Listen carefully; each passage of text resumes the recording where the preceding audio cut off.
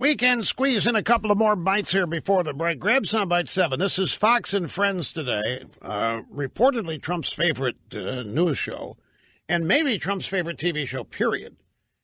Ainsley Earhardt and Steve Doocy are talking to Senior Vice President of Communications. This is the company spokesman for Boeing. His name is Phil Musser. And they promised a $300 million investment in their employees as a result of tax reform. So Ainsley Earhardt says, what exactly are you going to do here, Mr. Musser? Our first and most important top-line message from the Boeing company is to say thank you to President Trump, Speaker Ryan, Leader McConnell, and members of Congress who passed this historic, once-in-a-generation tax reform bill that's going to allow us to make a lot more investments that will make us more competitive, that will allow us to compete globally more effectively, invest in research and development, and most importantly, in our most important asset, which is our people. And so the announcement today that our CEO, Dennis Muhlenberg, actually made just as the bill passed into law sends an important message to the American manufacturing and global community about the significance of this bill. So the Boeing Senior Vice President of Communications goes on Fox and Friends to say, thank you, Mr. President. Obviously collusion, obviously an investigation needed to find out when and where Trump talked to the Boeing people to threaten them to do this or else. That's how leftists think.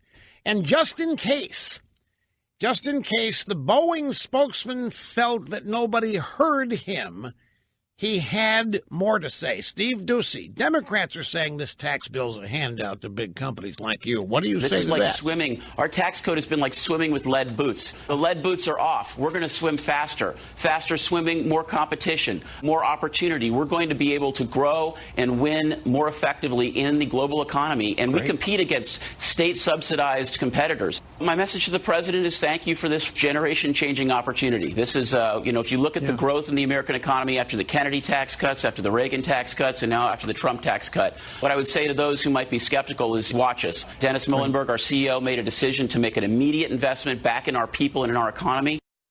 So the Boeing Senior Vice President for Communications wants everybody to know how much Boeing appreciates this, how much they love it, how much they're going to utilize it to grow, to invest in people, hire people, more jobs, thanking the president for it. Does any of this raise a question among some of you? Well, let me explain when he came back. I had a quick time out here at the bottom of the hour. But where are the Democrats in all of this uplifting stuff? No, here's my question, folks. I shouldn't have asked the question of you the way I did. Does something occur to you? Because it would mean you could read my mind.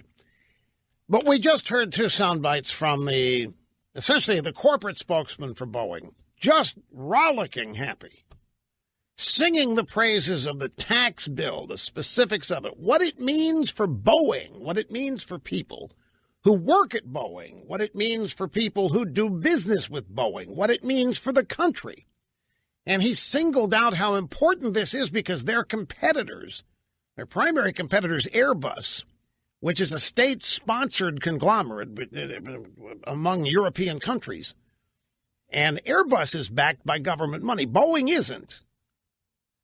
Boeing is a capitalistic private entry in the market. They do have, obviously, some government concessions on things like others do, but they're still not subsidized to the tune of Airbus. This is making them more competitive. It's not just Airbus. Trump said today that Robert Kraft, the owner of the New England Patriots, called him last night. This is so great. This is so great. Kraft's primary business is in paper and boxes, cardboard boxes. That's the Kraft family primary business.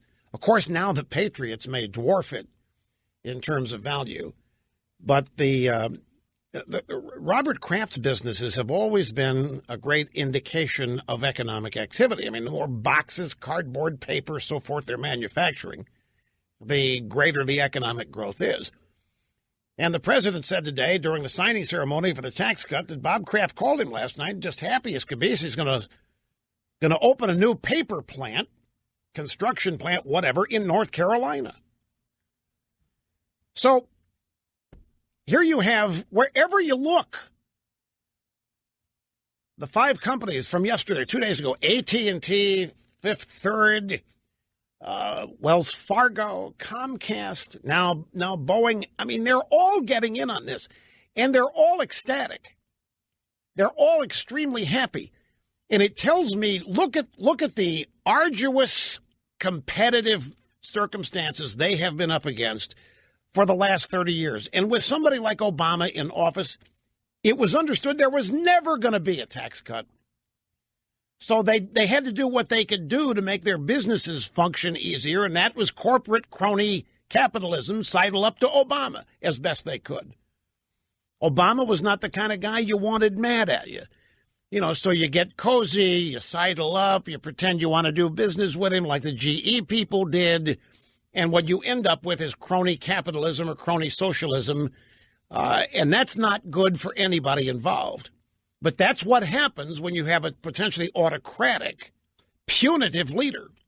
Now you have Trump, who is essentially just removing impediments, removing roadblocks. You know, getting all the things in people's way out of their way so that growth and investment and opportunity is up to them. Regulations are falling by the wayside. They're all happy about it. Now, over here, outside all of that is the Democrat Party mad as they can be, livid. Instead of trying to get in on this, instead of trying to get in on what is going to be a newfound prosperity, on a new round of economic growth, instead of trying to get in on this, they are purposely standing aside. They're fuming and they're mad, and they're trying to make as many other people mad as they can. And they're using their buddies in the media to lie about how bad this is and about nobody is going to really get a tax cut. This is all a lie that Trump is telling. And that lie is going to be exposed starting in February when people see larger paychecks. Now, we had a caller earlier this week who basically asked me in his own words why the Democrats are not interested in supporting policies that would make their voters more prosperous. And I had an answer. The answer is the same today as it was then, and it's going to be the same next year. The Democrats don't want individuals prospering if government isn't involved. The Democrat Party has built a political party around identity and victimhood. As many people as they can make into victims, they do.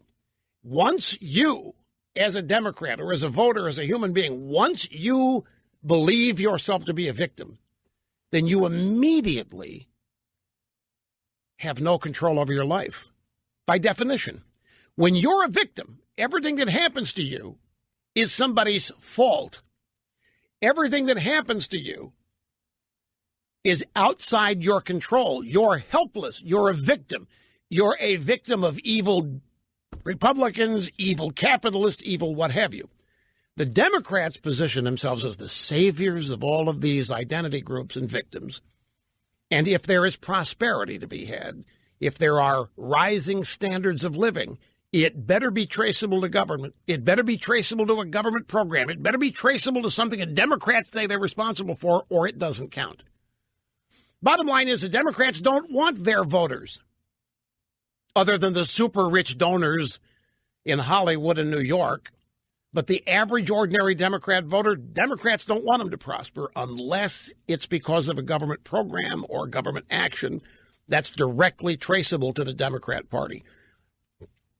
That reality just, it stuns me. Why would a political party actively want to sit out on this kind of excitement? Now, I understand we want to sit out the things that make them excited. But the things that make them excited are not beneficial to us.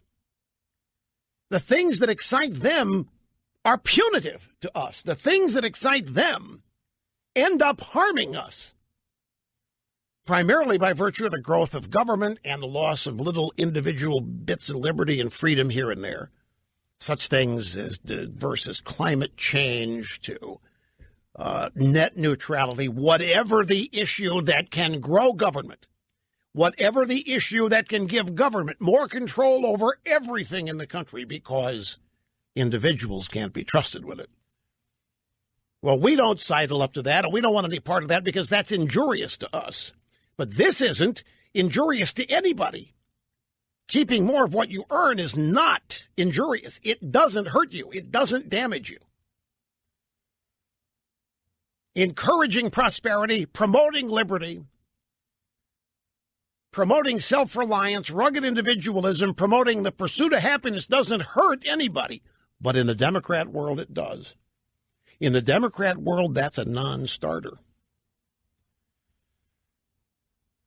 So in the midst of all of this outpouring of happiness and encouragement and excitement over the tax cut, what do we get from the Democrats? That they're going to win the House in 2018 because of this. They're going to win the House because people don't like this. And they're going to win the House because we hate Trump. People hate Trump. Trump's hated.